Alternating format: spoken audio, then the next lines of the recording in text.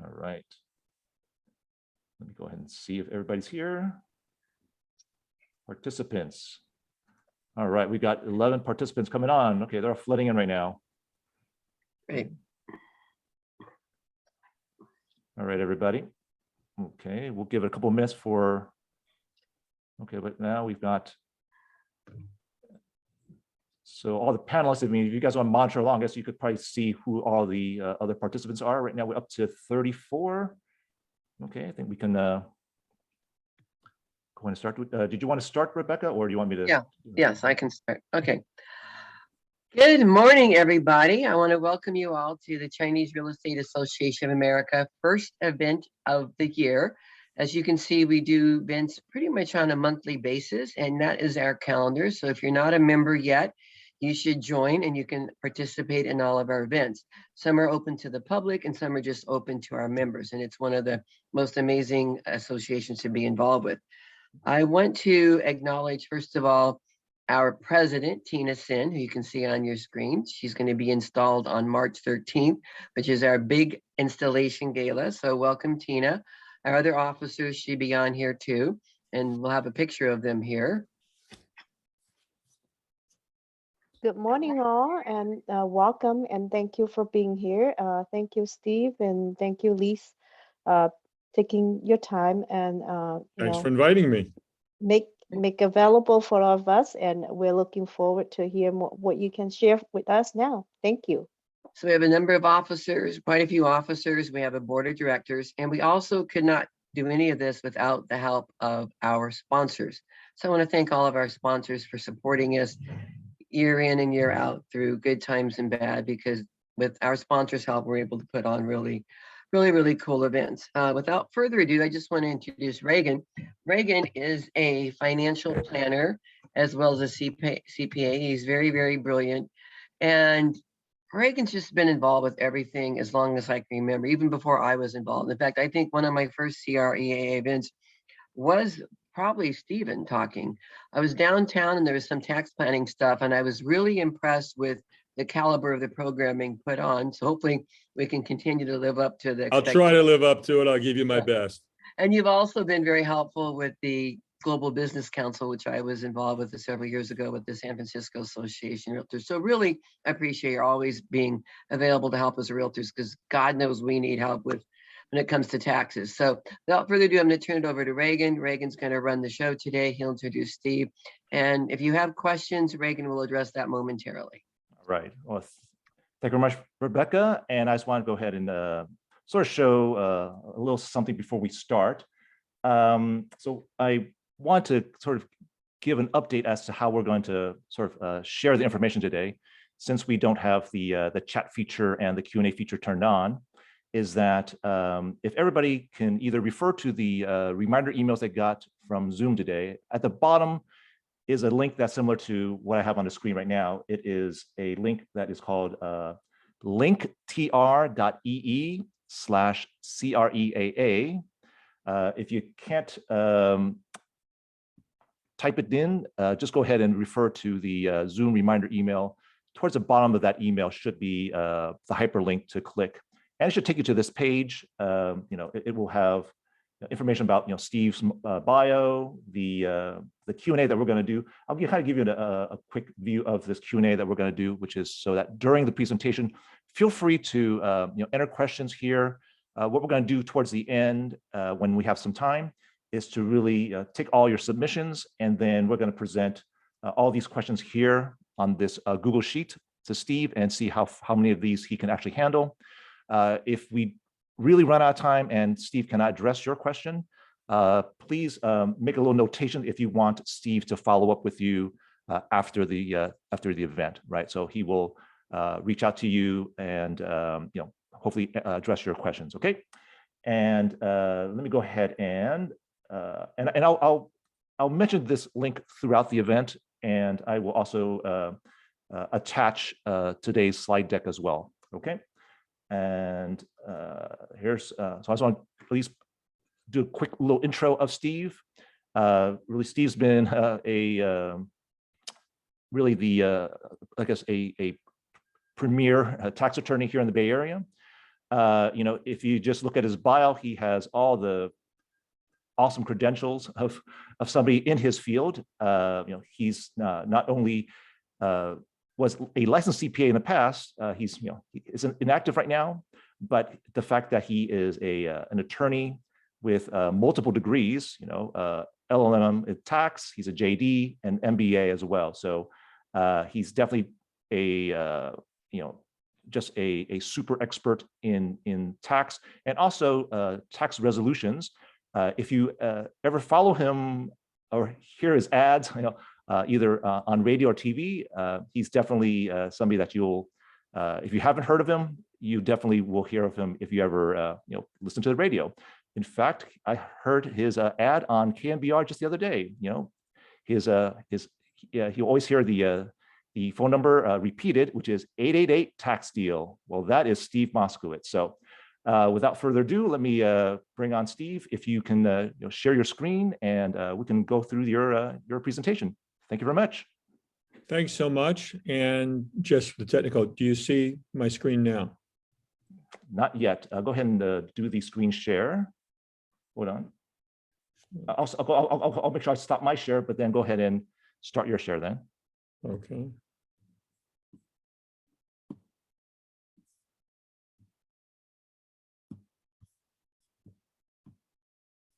All right. See it now. We can see it. We have now completed the most difficult part of the webinar. It gets easier from here on in. Okay, so I'm going to talk to you, and when it's tax, I say this, people laugh, but the people that know me know I really mean it. To me, tax is such an exciting, fun subject because there's two reasons for the tax law. Everybody is aware of the first one. The first one is extracting money from us. Okay, we all understand that one.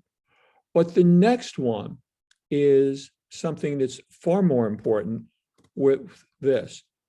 How does the government get us to do something when they don't have the power to order us to do it, but they want us to do it because it's good for the economy, it's good for society? So how do they get to do that? They offer tax incentives. And that's why you'll see sometimes a situation where people say, look at those companies like the Fortune 500.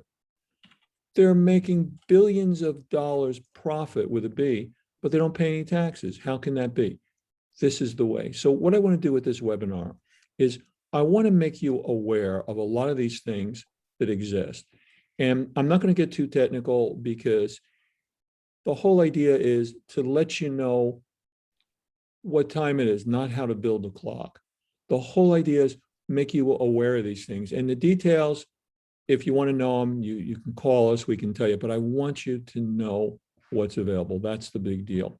And then, of course, we'll answer questions after we finish this. So here we have the disclaimer, as you can see, with the nice big print. This webinar is for educational purposes. It doesn't form the attorney-client bond. If you'd like to do that, we're happy to talk to you privately. Now, what are we going to be talking about? We're going to be talking about entities for real estate. And you're going to see here, there's multiple benefits. There's tax benefits and there's others like asset protection. Then tax benefits for real estate professionals and how we combine those with other things. Now, I know when you see depreciation, don't start yawning. I'm not going to boggle you with a bunch of calculations, but I'm going to show you how this can make us money, and that will get your interest. Cost segregation is how we go ahead and get even more in the way of benefits. Deferring taxes. Deferring taxes is good because, as you know, the banks make their money in the time value of money. If I gave you a choice of paying a bill today or 100 years from today without interest, of course you would choose to pay it 100 years from today because you could use that money you would have lost by paying the bill and have it for your investments. Retirement accounts is a powerful one. And by the way, the state of California now is requiring employers with 5 employees or more to have them. But that's okay because it's a big, big benefit to you. And also the mortgage interest deduction, and it's something that a lot of people don't know but can be really beneficial. So let's begin. There's all different types of entities for real estate. And what we have here is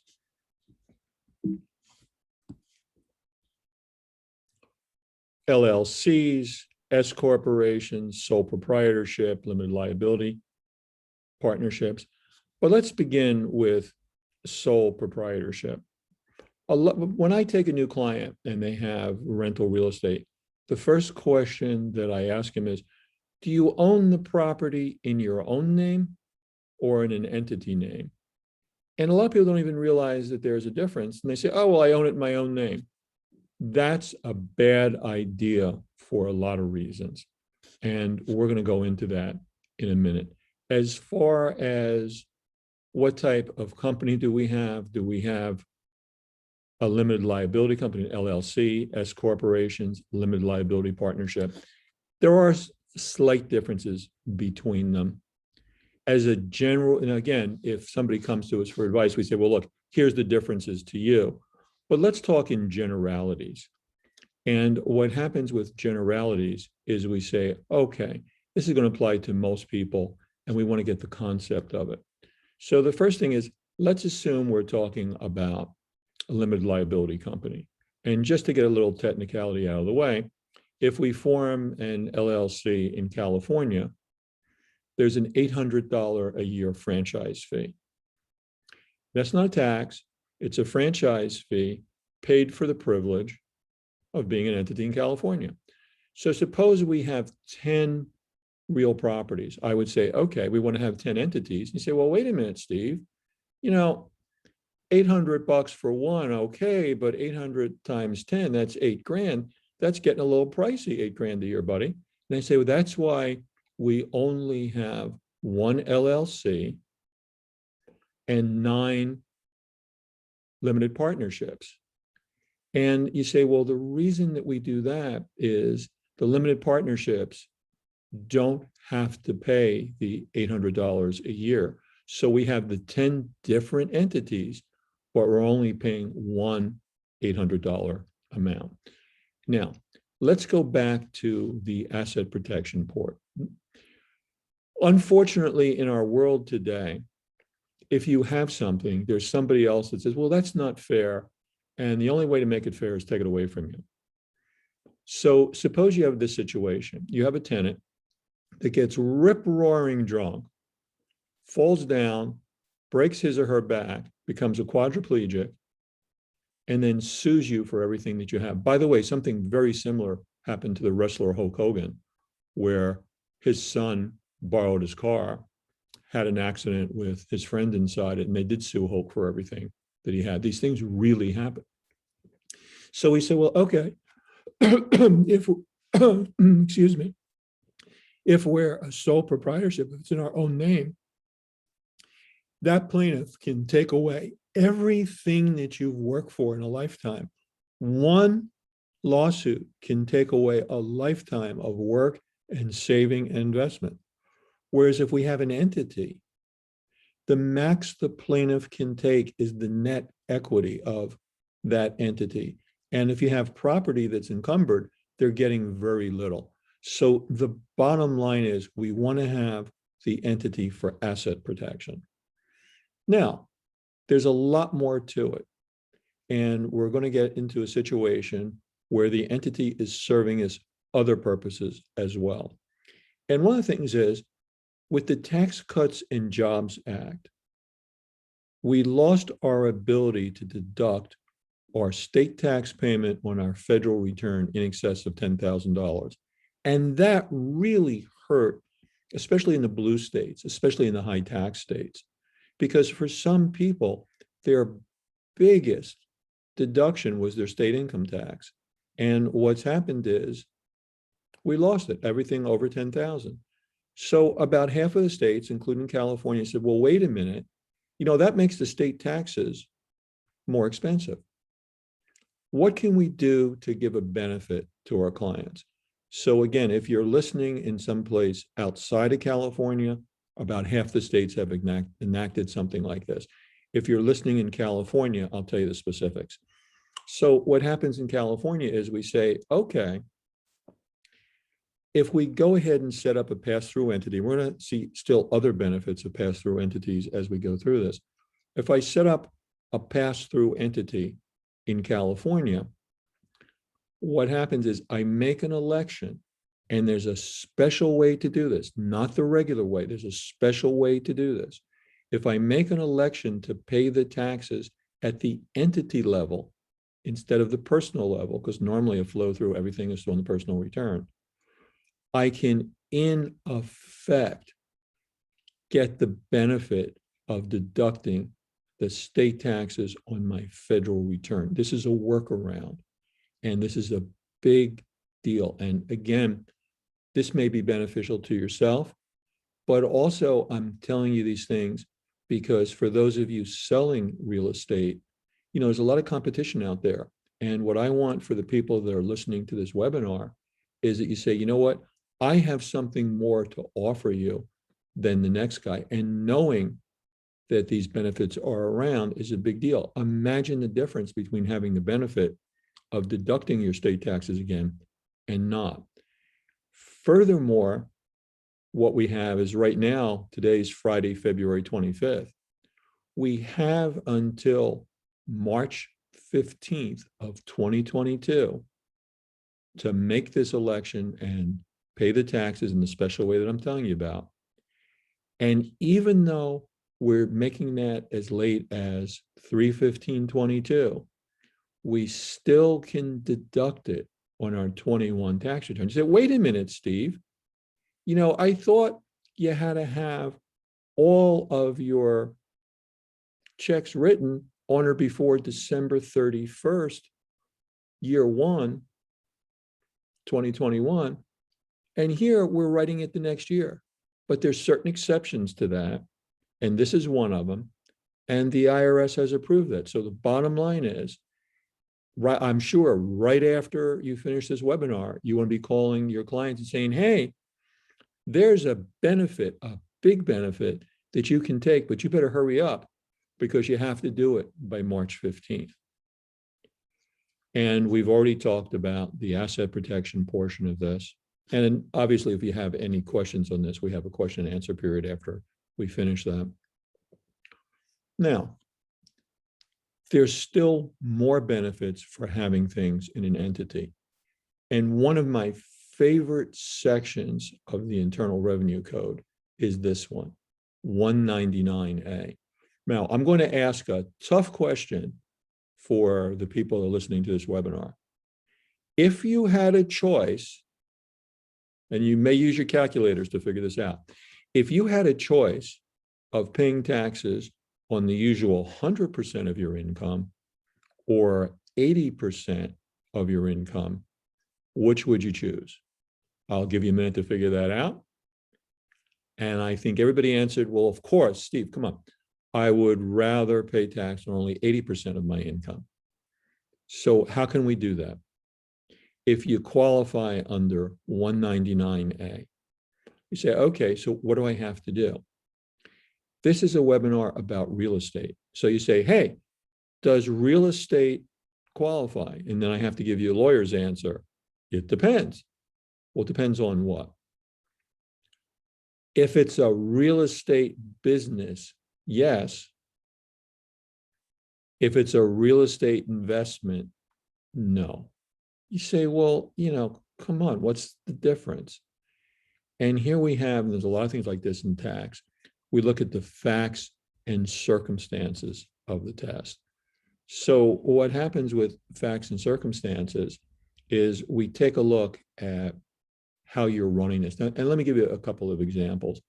If we have one real property on a triple net lease, and the only thing you do is collect a check, that's going to be a toughie.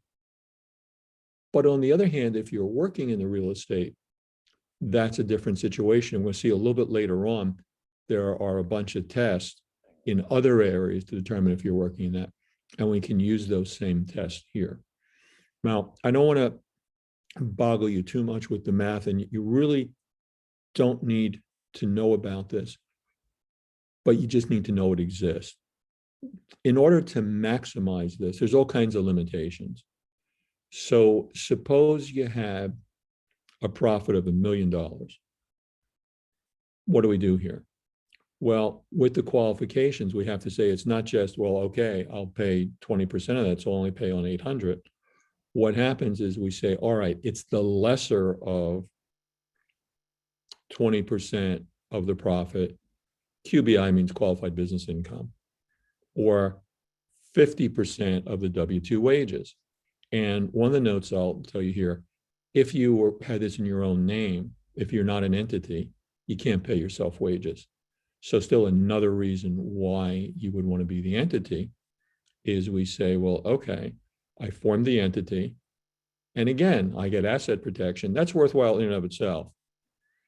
But here I get to use the 199A. I can pay myself wages. Again, you're taking the $1 million, but you say, well, I'm taking at least a certain amount, $400,000 in my example, because you get the lesser of half of the wages or the 20%.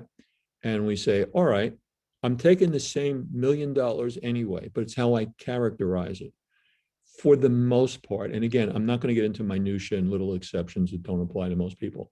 For the most part, it's pretty much the same. You're taking $1 million. But if you classify 400 of it as wages instead of a distribution, you drop your taxable income down from $1 million to 800,000. And in the next slide, we're going to see how we can do that if we want to use depreciation. Of course, there's a calculation here with depreciation. So what you need to take away from this is that you can set up the entity, you have asset protection, and if you do it right and you otherwise qualify, you can pay taxes on only 80% of your profit instead of 100%. That's a great deal.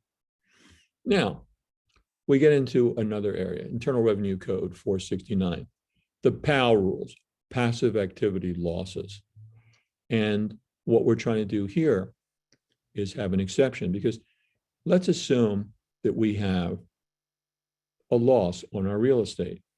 And you say, okay, can I deduct, so I'm not paying any taxes on the real estate, but can I deduct my real estate losses against my other income? Well, let's see, there's a handy little chart that's going to talk to us about that, but we want to go far beyond that, because the general rule is that, with a little exception that I'll show you, you can't take passive losses against ordinary income like wages, dividends, interest, profit from the business.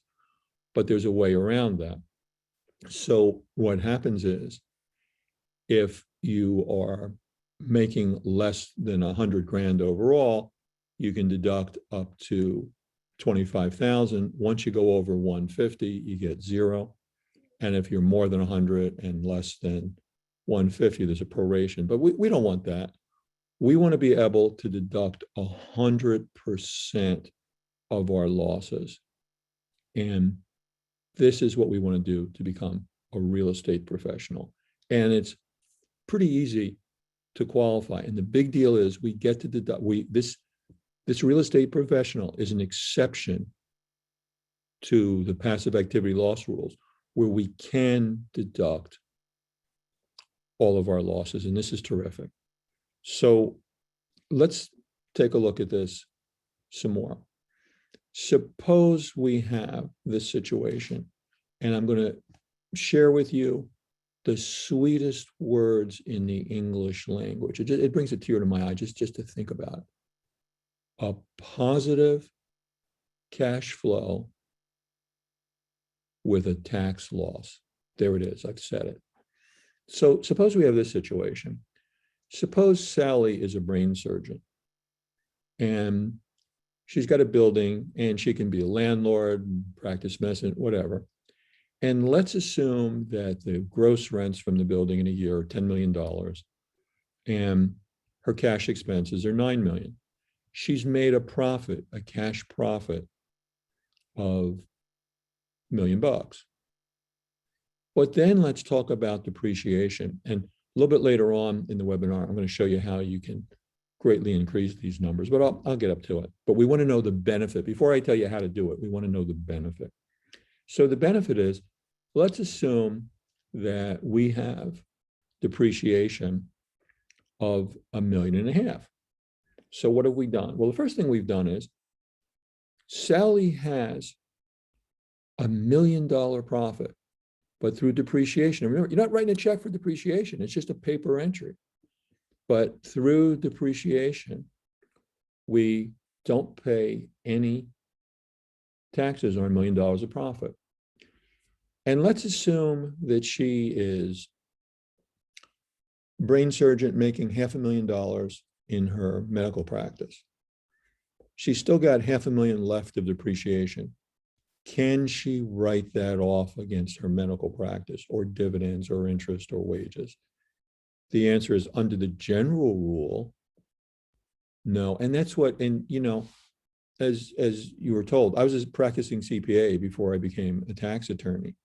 And one of the things I found with a lot of CPAs, they're conservative, they go with the general rule and say, well, no, it's passive, that's it, no deduction for you. That's why I became a tax attorney, because I didn't want to tell clients what they couldn't do. I wanted to tell them what they could do. And what I want to show you here is we come in under the real estate professional exception. If we qualify, we can take that remaining $500,000 worth of depreciation, offset it against Sally's medical practice, and now she doesn't pay any income taxes on that either. So we can see that Sally is made $1.5 million, $1 million profit from the business, $500,000 profit from her medical practice, but she legally hasn't paid a penny of income taxes on it. So what we have to do to qualify? Well, Sally's married, and she's married to a house husband, Bob. With a married couple filing jointly, only one of the spouses has to qualify. And in order to do that, what happens is you essentially have to spend more than half of your business time in the real estate. That's why this really wouldn't work for Sally on her own, because, you know, as a surgeon, she's really busy. And if she spent 2,000 hours a year being a surgeon, she'd have to spend more than 2,000 hours in the real estate activity, and people run out of time. But her husband was a house husband. If he becomes a real estate professional, we don't have to worry about the half requirement because he doesn't have any other business time. And he's working in the activity more than 750 hours in a year, and they could qualify. This is how the wealthy and big corporations take advantage. And there's a ton of these things, and they make lots and lots of money and don't pay taxes on it. So now we understand the big deal about being a real estate professional. The big deal is we get to deduct a paper entry. Remember, we haven't written a check. It's just a paper entry. It's a theory, but it's a real tax savings for you. Now, so now we know the big deal about depreciation and why it's so important. Let's take a look at some things that go along here. So what happens is with a building, we say, even if we bought the building for cash, and even if we're a cash basis taxpayer, we can't just say, okay, I bought the building and I'll subtract that. We have to depreciate it. Depreciate it means going ahead and writing off the cost over a period of years. And generally, with commercial real estate, you have to wait 39 years. You're writing it off over 39 years. Residential real estate is 27.5 years. Again, a long time to wait. So we want to take a look at the principle of the time value of money. $1 today is more valuable than $1 tomorrow. Again, that's how the banks make their money. So what can we do? And we see why we benefit from getting as much depreciation as we possibly can if we couple it with being a real estate professional.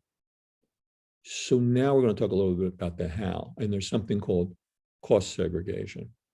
So what happens with cost segregation is we have an engineer go to the property, and he or she determines, well, this part of the property is 39 or 27.5 year property, but this part is 15-year property, and this is 10-year property, and this is 5-year property. And this amount we can write off all this year. It greatly accelerates the depreciation. And we see the benefit of getting those depreciation in the earlier years. Because instead of writing a check to the IRS, that money's gone. Once you pay the IRS, that money's gone. Instead of writing that check to the IRS, you go ahead and legally make that check much smaller if you have to write them a check at all. And then the money you would have paid the IRS, you can invest in other things. And now you've made a big profit on the money you otherwise would have paid to the IRS. This is a total win for us, and the IRS gets less money. And I don't know anybody that feels sorry for the IRS. This is the law. This is the benefit they give to you. And you should go ahead and make the most of it. Also, knowing these things can really help your sales, because if you have a potential client that's on the fence and you say, well, look, you have all these other benefits, that's something that might really say, you know what, I'm going to go ahead and buy that real estate from you, or you might be the investor yourself. Now, deferring taxes. What happens with deferring taxes is, again, it's better to pay the tax tomorrow than today because you have use of the money. But if you do it right, you can go ahead and do, say, a 1031. You probably all know what a 1031 exchange is, but for those people that don't, 1031 exchange, instead of selling the building and being taxed, suppose you say, look, I have building 1 and I want to move up to building 2. Well, I could sell building 1, but then I'd pay capital gains taxes on it. And then I would go ahead and buy building 2 with what I have left. But instead of that, we say, okay, I could exchange building 1 for building 2 and defer the taxes until I sell building 2. But instead of selling building 2, we go ahead and exchange building 2 for building 3. So we can put off these taxes indefinitely. And then finally, after a long and happy and good life, we go to our reward. With a step up in basis, we can pass this on to our families and our loved ones. And they can avoid the taxes, because what a step up in basis is, suppose we had grandpa that bought a building for $10,000 when he was a young man. And over a period of time, the building is worth $1 million. Well, if he sold it today, he'd have a capital gains tax of $990. If he gave it to his beneficiary and the beneficiary sold it, beneficiary would have capital gains of $990. But if he gifts it to him in his trust or his will, then the beneficiary gets what's called a step up in basis. And instead of using grandpa's 10, where he purchased the original building, you get the fair market value at date of death or alternative valuation date. Don't worry about the alternative valuation date today. In my example, the fair market value was $1 million. The beneficiary sells the property the next day.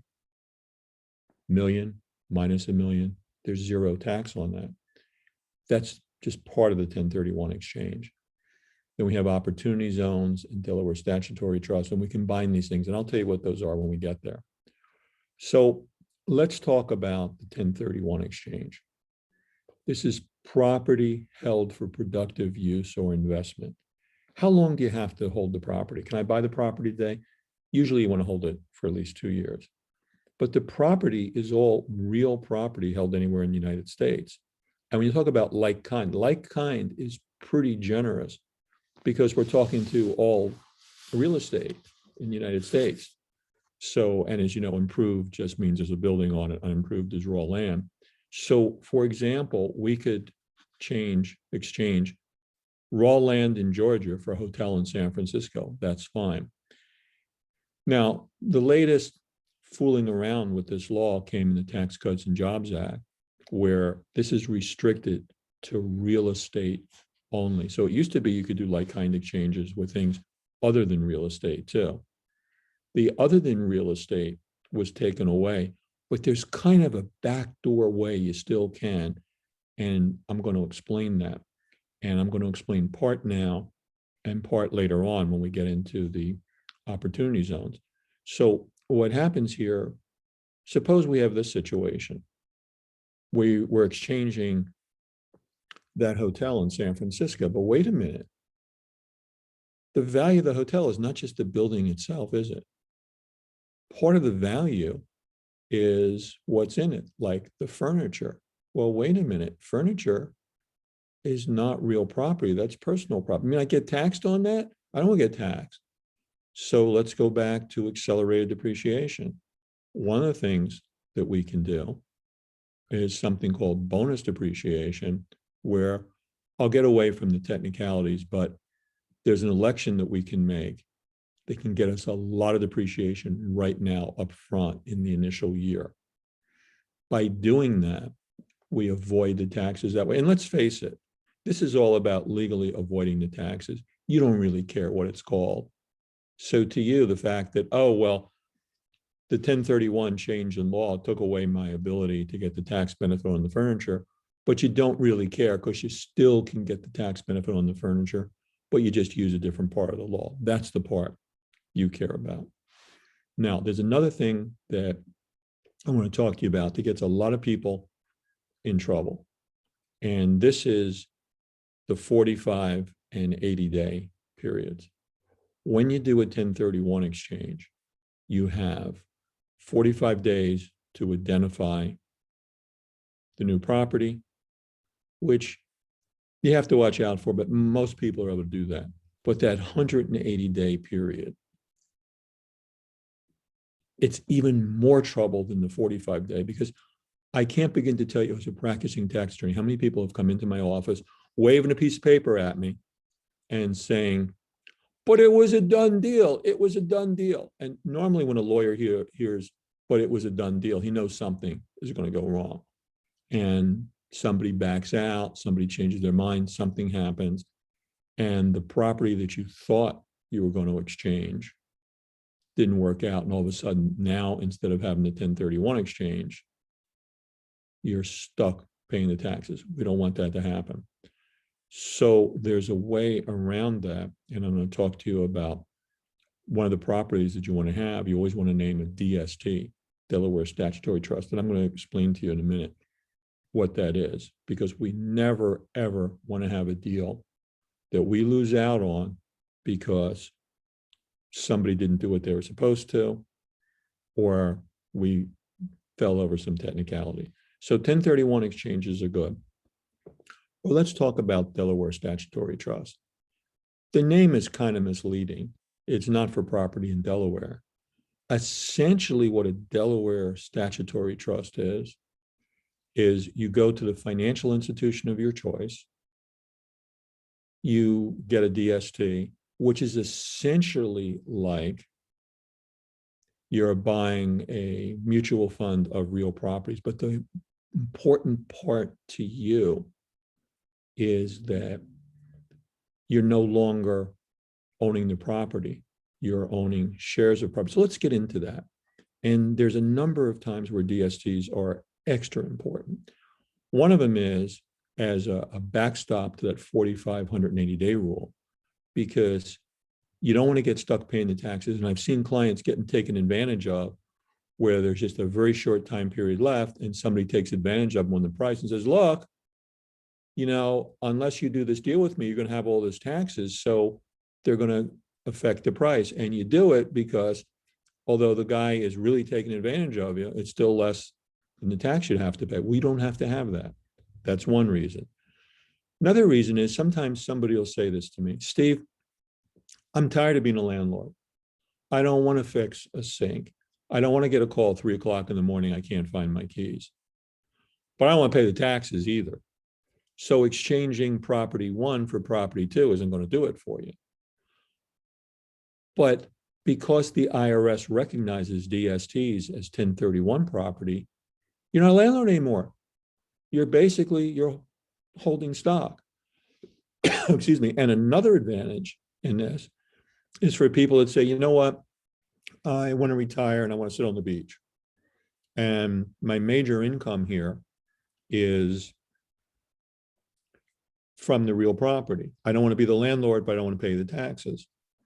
Instead of selling the property and having a big tax hit in that initial year, with the DSTs, you are only taxed as you sell the shares. You can spread that up over a lifetime and pay far less in taxes. That's still another use of the DSTs.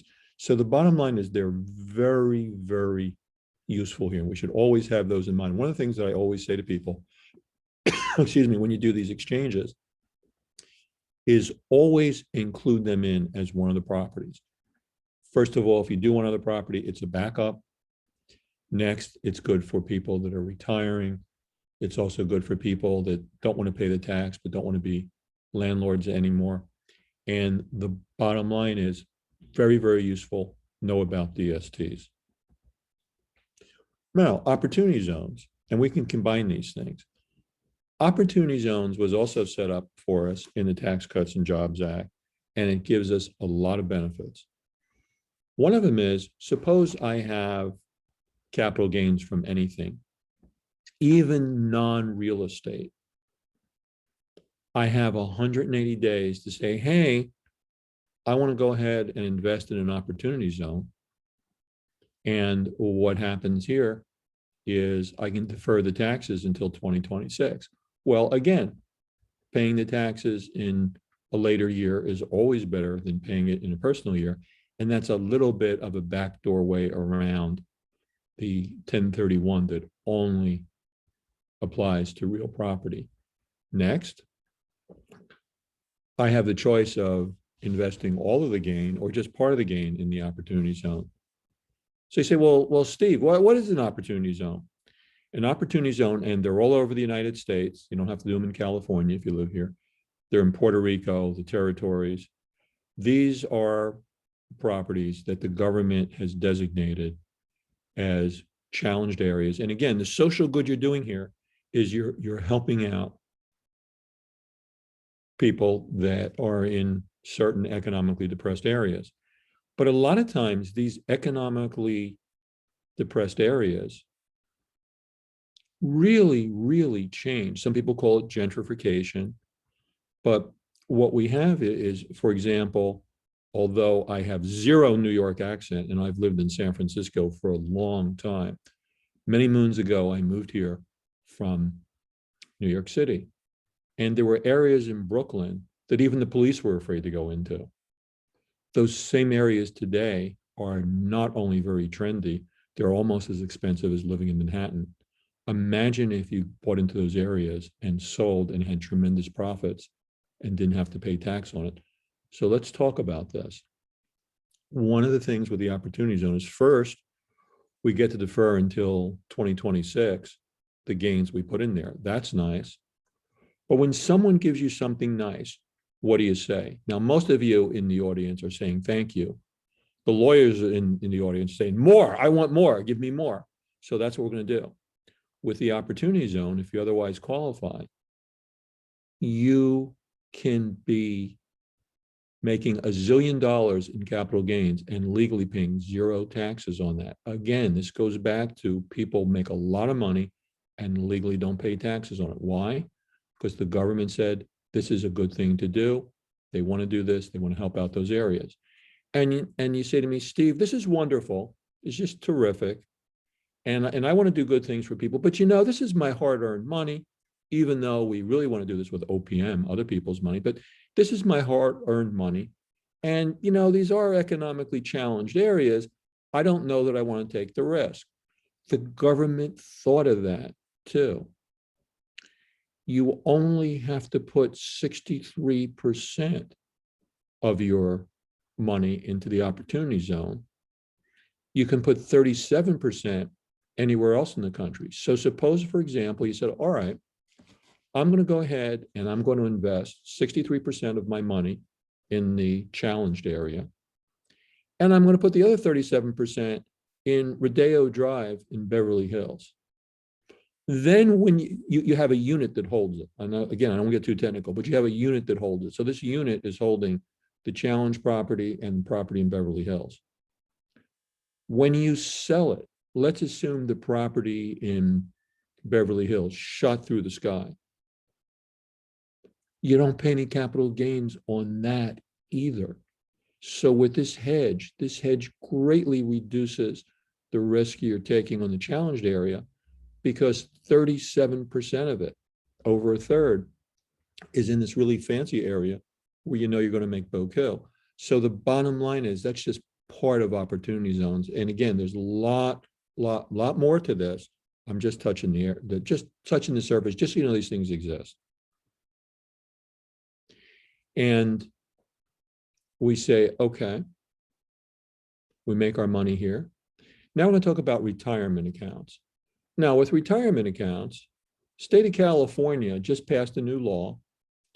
And if you own a company that has 5 employees or more, you're now required by law to provide retirement accounts.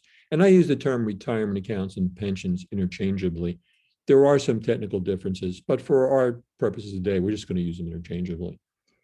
There's a lot of reasons why you want to have a retirement account, and I've always counseled clients to have them long before this law went into effect. And I'm going to give you what I call the big four benefits of having retirement accounts. One is we say reduces taxes. Well, that's always good. Most people say, Steve, you got me at that one, sign me up. Well, that's good. We like reducing taxes. I mean, think about it. You have the choice between A, writing a big check to the IRS, or B, writing a much smaller check to the IRS and writing a check to yourself. No brainer. Benefit 2, the income is not taxed while it's in the account. Well, you have other investments, but they're being taxed. And a lot of people are in a high tax bracket and say, oh, they're taking so much money from me. Here, they don't take a penny. So while it's in the account. So what happens is your investment not being taxed, that's reinvested, earns all kinds of money that if you weren't for this, would have been gone to you because you had to write a check to the IRS. Next benefit, cash flow. Again, like we talked about earlier, most things in tax planning, we have to go ahead and write the check by December 31st, year 1 to deduct it in year 1. Not with a pension account. With a pension account, what we have is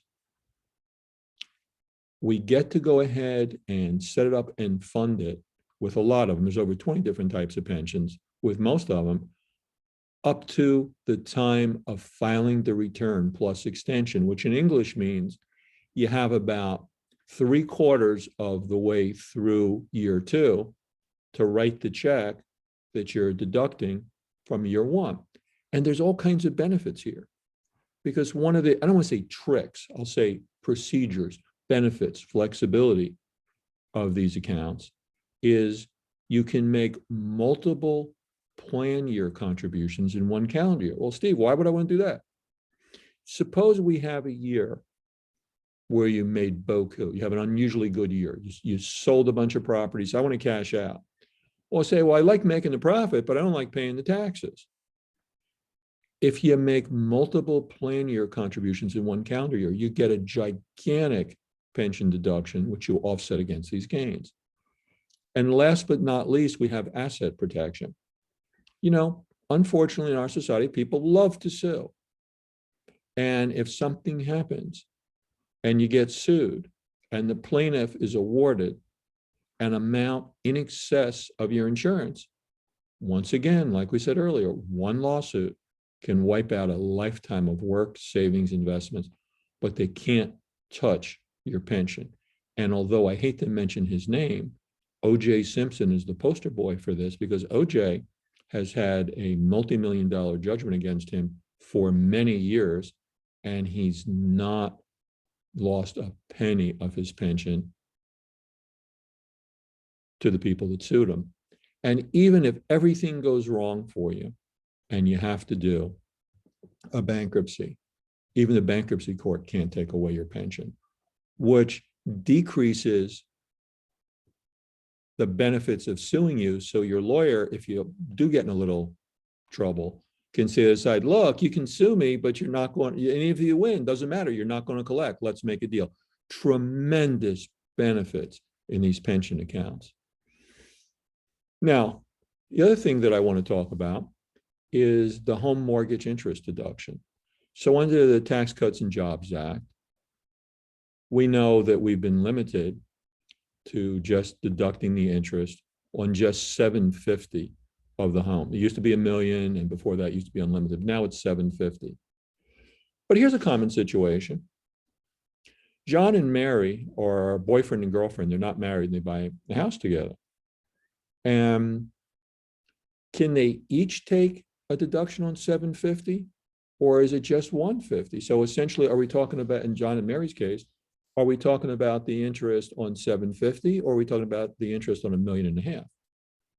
Well, that's exactly what happened to Mr. Voss and his girlfriend. They bought the house and they each took interest on their $750, so $1.5 million. And the IRS said, you can't do that, Mr. Voss. You're limited to the house. And the controlling thing is it's $750 per house. And Mr. Voss said, no, no, no, IRS. You are limited not by the house, but by the person. The tax court agreed with Mr. Voss, and in the case I've listed there, tells us that it's per person, and that's a real common situation.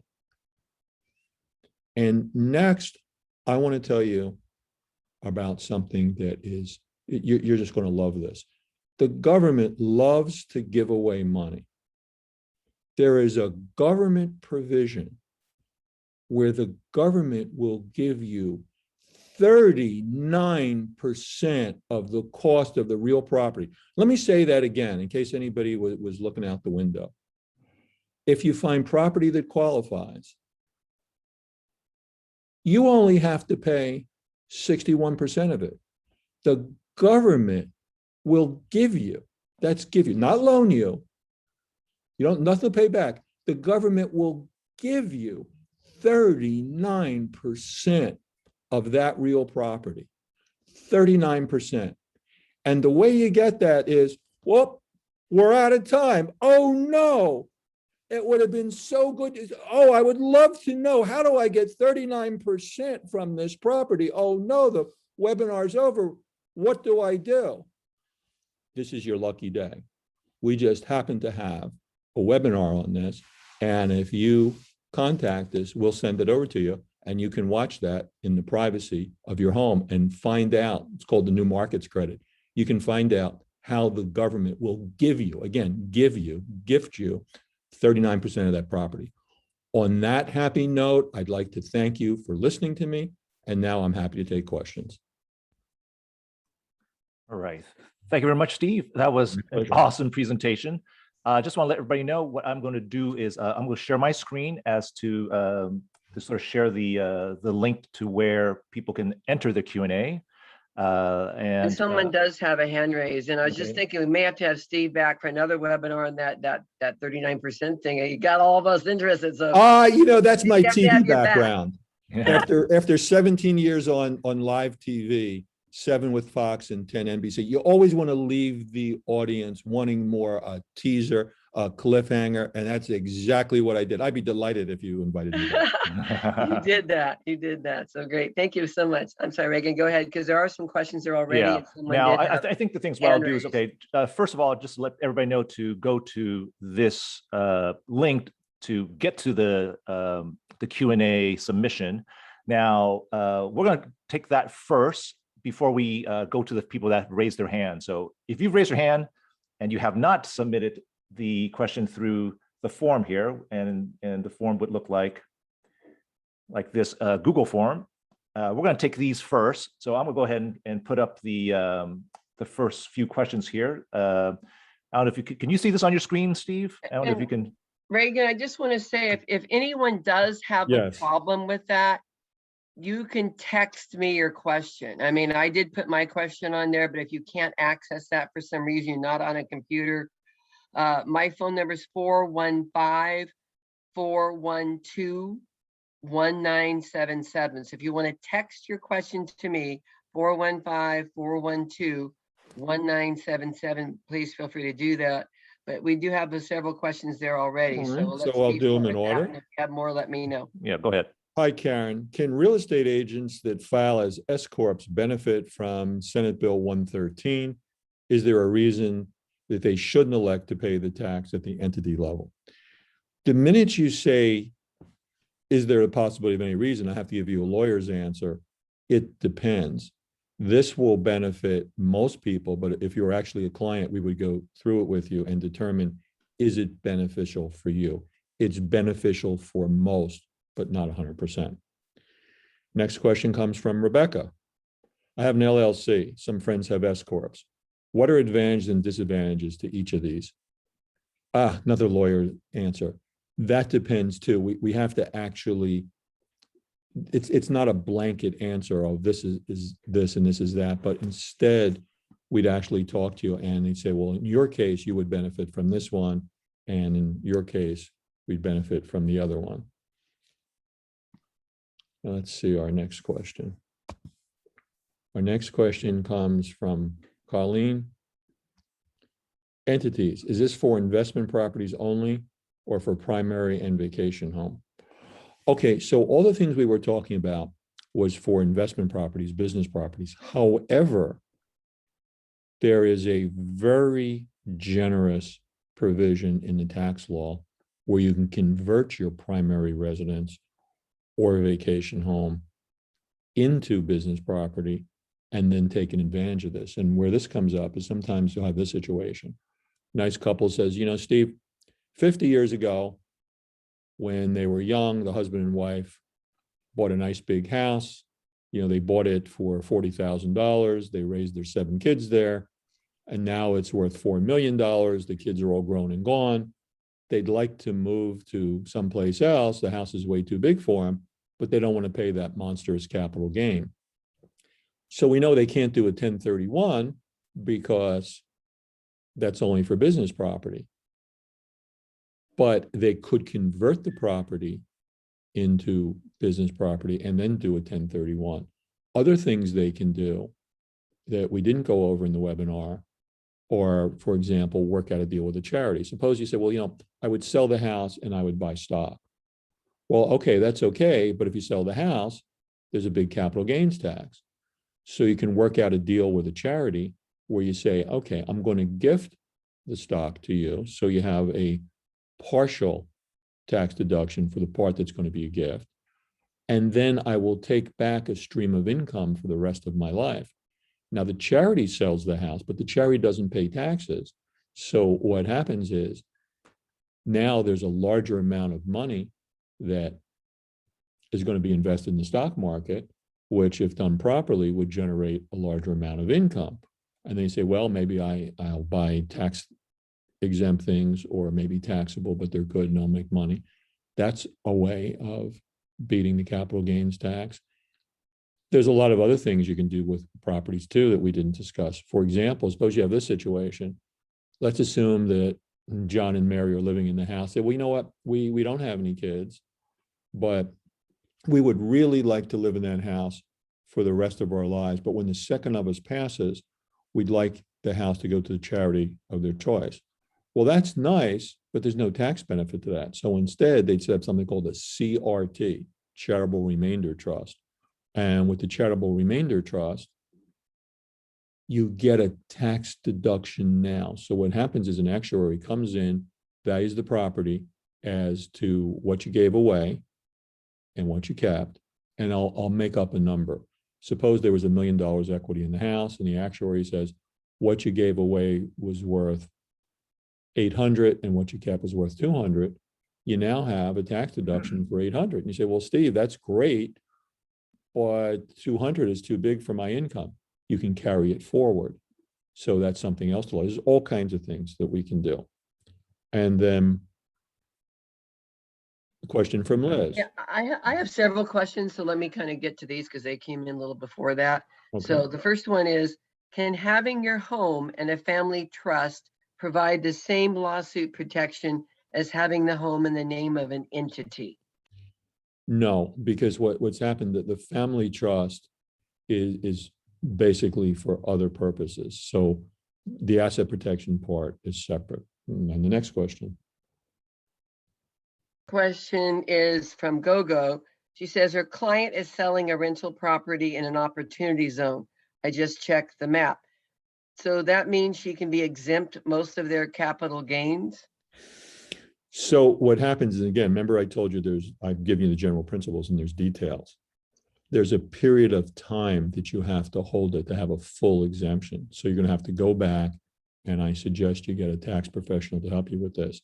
There's a period of time you have to hold the real property to have 100% exemption from capital gains. If you sell it before then, there's only a partial exemption. Next question. You go to Liz, then I'll have one more. My entity holds rental real estate, buy and sell. Can I set up a pension in that entity? Yes, we do that for a lot of people. And what a lot of people miss is when they think about setting up an entity, they say, oh, I have to have a business, which of course you can do an entity for a business. A lot of people say that they're retired or they're wage earners. The answer is we can set up a separate entity for the real property investment, do the pension within that.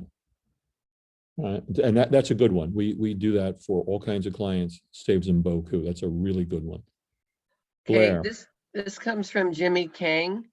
He says this 1031 exchange company claims DSTs do not qualify as they sell shares and not real property.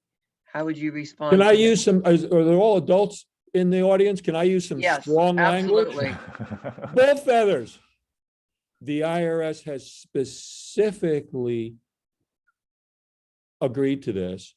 And in our webinar, if you ask for that, I have the actual section of law where the IRS has blessed this. So if you want, we can give you a copy of the webinar. You contact us. You have the actual law that where the IRS specifically said you can do this, and you can wave that right in the face of that guy who doesn't know what the tax law is. Okay, Rebecca, if there's no more text from you, there's actually another I question. do have one more, a follow-up on the one. Can you convert a personal property to business use by simply changing the use of the property, or must you put it into an entity name? Just changing the property. And there's even a provision that's extremely extremely generous, where you can even, for example, if you're going to turn it into rental property, rent it to a relative for just 2 weeks a year, and that qualifies. They're really, really, really generous in the real estate area. So this question is about the opportunity zones. Where do they find that list? And this is basically, this is the government saying these are places that need cash and we'll give you some tax breaks for investing in them. We had something like this with foreign investments a while back. So is that kind of what that's about? And So basically the government has designated all kinds of properties in the United States and the territories like Puerto Rico as opportunity zones. And the government has a publication where you just go to the publication and just see, here's a list of the properties. Are they on there? Okay, somebody wants to know, Tina, if you can refer them to a CPA, since do you have CPAs in your office? Before I know the perfect person. Steve Moskowitz, before I was a tax attorney, I was a CPA. In our firm, we have both accountants and attorneys. We're happy to do the accounting. And we have your contact information, they can reach out to it. So I think that's about it. So there's a couple questions there, and I'll turn it over to you because there's some attendees with hands raised, and Reagan will get to actually, let me go back to the, because I want to prioritize the folks that actually took the time to enter it on the spreadsheet. So I think we have one from Bear. So can you read that one, Steve? If husband and wife sells a property in California they own for 3.5 years and use it as a primary residence, do they get the tax deduction of 500 on the capital gain? The answer is generally there's the exemption of 500 for a married couple, 250 for a single. However, there's some little things we have to watch out for. So before you just go and do that, whoever does your taxes will go over that with you before you go ahead and do it. Okay, thank you, Steve. Okay, so we've got a couple of folks that raised their hands, and I'll go ahead and if you're ready, I'm going to allow you to talk. So the first person will be Gomery. if you can speak. Hi, thank you. Hi. You answered a couple of my questions already on the trust and the use of the property, because I have several properties in multiple states, and I have created an entity. But my question is, Just let me interrupt you for one thing that's super important. uh-huh, I would have one entity per property. So if you had 100 properties, I have 100 entities. The reason for that is asset protection. If you get sued and the plaintiff wins an amount in excess of your insurance, the plaintiff can take what's ever in that entity. That's why we just put one property in there. If you had 100 properties in there, he could take all 100. So the bottom line is, my advice and counsel is one entity per property. Now that's in California. Some Okay. states have entities that effectively do that with one entity. So that's why if it's outside of California, you have to check with local law there to see, would that Okay. entity treat it like separate, or is it like here in California? that was my question, because I have a California LLC already for an insurance business, but my real estate business, I created it in Louisiana, so I have to check that. But so when you said about putting a limited partnership for each property, that's not the case. I should do. So here's what I was saying. The first property that we have, we're gonna have an LLC. Yes, And the LLC, the state of California, charges us a $800 a year franchise fee. It's not a tax. It's a fee for the privilege of being an entity in the state of California. So my example was, if you had 10 properties, sure, you could form 10 LLCs, but 10 times 800 is $8,000. And somebody said, well, I don't want to spend 8,000 a year on that. So in my example, what you do is you'd set up one LLC, pay the $800 a year. You'd set up 9 limited partnerships that do not pay the $800. So you'd have 10 separate entities, but your total franchise fee that you pay is just $800. got it. Okay, so one for each property. Okay. Thank you. You're welcome. All right.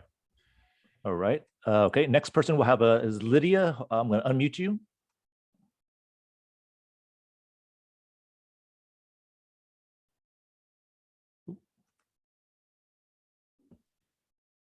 Oop, okay, Lydia, are you there? Okay. If not, we can then go She's to. showing is muted still. Oh, okay, that's okay. You know what, then we'll, Lydia, if you don't mind, I'm gonna then go back to Go to the Wing. spreadsheet. We've got Wing that actually put in a question, Steve.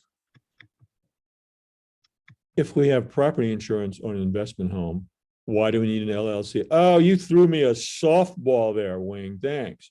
If someone sues, the insurance policy should step in. Absolutely does.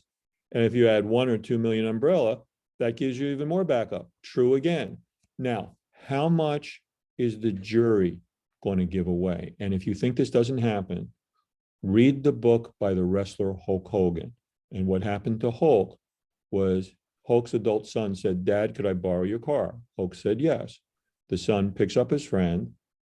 They go for a drive. And unfortunately, Hulk's son hit a tree. Hulk's son got out of the car unscratched. His friend became a quadriplegic. Hulk has a lot of insurance. Hulk has more insurance than you do. But if the jury had awarded the amount that the family of the friend wanted, it would have wiped them out and then some. So the bottom line is, it's like insurance. And I'm not selling insurance. I'm a tax attorney. I'm not an insurance agent. But how much is enough? You never know. And if somebody slips on your property and says it was your fault, and they become a quadriplegic, and they need 24/7 care, that gets super expensive. And those expenses, especially if the person were young, there's going to be a long lifetime for them, that would go through way more than the amount you listed here. So basically think of it like this. It's another, we'll call it umbrella 2, but umbrella 2 basically protects you against all liability in excess of the net equity of what's in that entity. That's why you want to do it. Because you know what? You never know how much is enough. I hope nobody ever gets injured. I hope nobody ever sues you. But if you do, that LLC can be the best insurance of all. Okay, let me see. I'm going to do let's say a final call for questions. We're already sort of over the limit, and I just want to thank Steve for just hanging on overtime here. For anybody that wants to get on to the link, which was linktr.ee/CREAA, there'll be a link to the Q&A to submit a question. Otherwise, raise your hand and I will unmute you. Or if Rebecca wants to give out her text number again, they could text it to her. I think we're probably good with the I think we're pretty questions, good. because Okay. And if anybody has anyone questions they can- weren't able to get through, just contact us at the office. Yeah, Yeah. so We're basically happy to reach out talk to you. to Steve Moskowitz. Just go to moskowitzllp.com. Okay, everybody.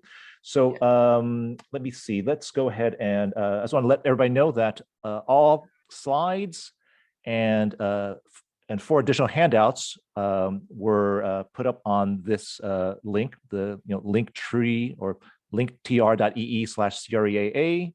If you go there, you will have access to everything that was shown today, in addition to 4 additional handouts that Steve provided. And then we're also going to put up the recording for this webinar as well. So everything that you saw and want to see again, just come back to this link, and we're going to have you give you as much as you can. And let's see, I guess we have a question from Goan again. Let me just go ahead and I don't know if Goan actually wanted to ask another question. Oh, she didn't.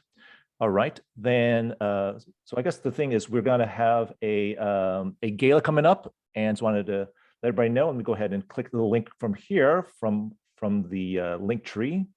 Is that just go to the CREAAUSA.org website, and you should be able to find the information for the gala on March 13th.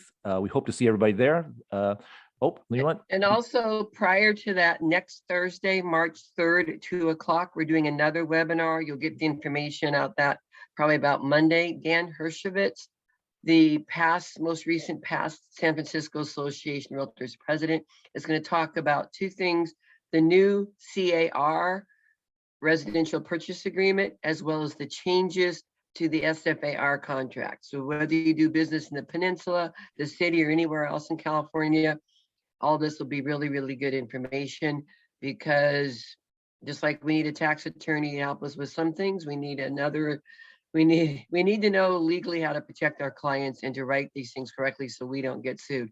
Dan is an attorney. He's a manager with Compass, Paragon, now Compass, and he's just a great guy. I have enjoyed working with him on the board. So come to our installation on the 13th and be on the lookout and sign up for the CAR, RPA, and SFAR contract changes next Thursday, March 3rd, 2 o'clock.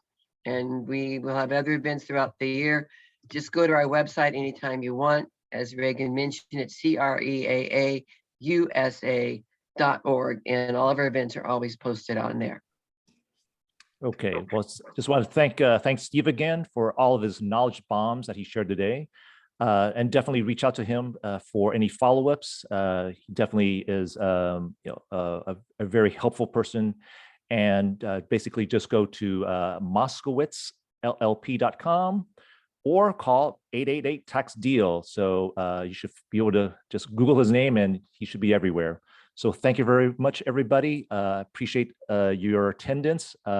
We had definitely over 50 attendees, and I just want to thank you all for your time today. And we look forward to seeing you at the gala and at our future events. Thank you so much, everybody. Take care. Any final comments from our President Tina? Oh, thank you just again so much for everyone joining us today, and I appreciate your attendance. I think Rebecca also want to mention about our coming up next event, right? I already did. Okay, great, awesome, thank you so much. And Reagan mentioned about the gala, so we got it And covered. thanks so much for Tina's gonna inviting be me. Thank you, officially Steve, for I had a installed. great time. I here. talk about taxes. I enjoy myself. All right, thank you so much. All right, Thank everybody. you. Bye-bye. Take care. See you next Bye-bye. time. Bye, everybody. Thank you, Liz. Bye-bye.